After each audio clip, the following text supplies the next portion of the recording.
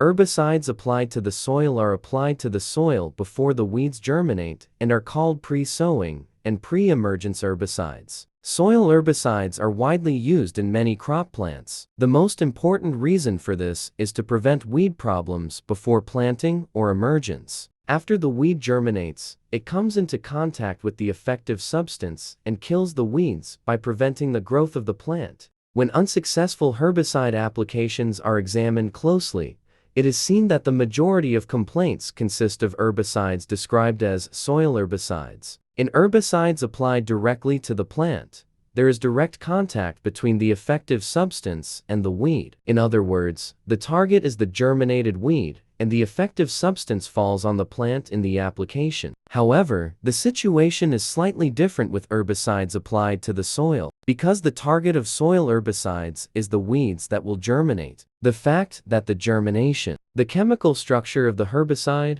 soil factors, plant species and densities in the soil, and climate factors affect the activity of herbicides applied to the soil and the duration of their persistence in the soil. The most important factor that ensures the leaching and diffusion of herbicides in the soil is the adsorption of herbicides by soil particles. The intensity of adsorption varies depending on the adsorbent and the adsorbent. Here, what adsorbs are soil colloids 0.0011 min diameter, and what is a. The smaller the soil colloids, the more surface they have. Accordingly, the amount of adsorbed herbicide molecules is high. Soil colloids consist of clay and humus. Here clay colloids resemble a negatively charged acid radical. Negatively charged soil colloid attracts positive ions to itself. Plants are generally unable to take up herbicides adsorbed by soil colloids. However, herbicide ions found free in water among soil colloids can be taken up by plants. In other words, the soils of tropical regions generally have a kaolinite structure. Unlike kaolinite,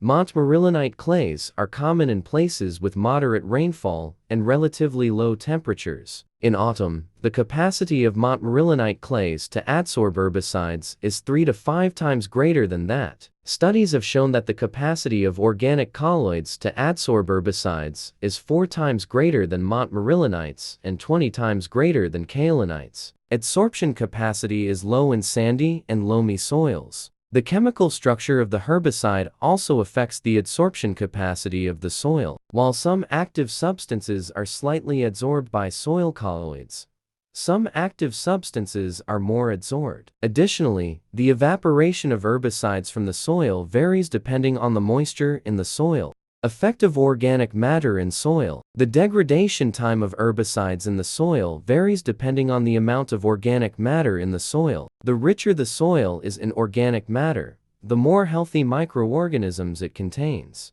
As a result, herbicides are more easily broken down by the microorganisms in question. Some herbicides break down in light. This disintegration occurs as a result of the herbicide molecules absorbing light energy, and the electrons and chemical bonds are broken. In many herbicides, degradation occurs by radiation absorption in the ultraviolet light region with a wavelength of 150400 nm. In summary, factors increasing success in herbicides applied to soil. There is no single recipe for this. First of all, it is necessary to act by knowing the chemical structure and properties of the herbicide used. In general, soil herbicides. It has been stated that its optimum effect is achieved when it is initially applied to dry soil and irrigated after a short time. Applications should not be made between 10 o'clock and 16 o'clock, when UV rays are intense. Active ingredient and dose selection should be made by knowing the soil factors: soil structure, amount of organic matter,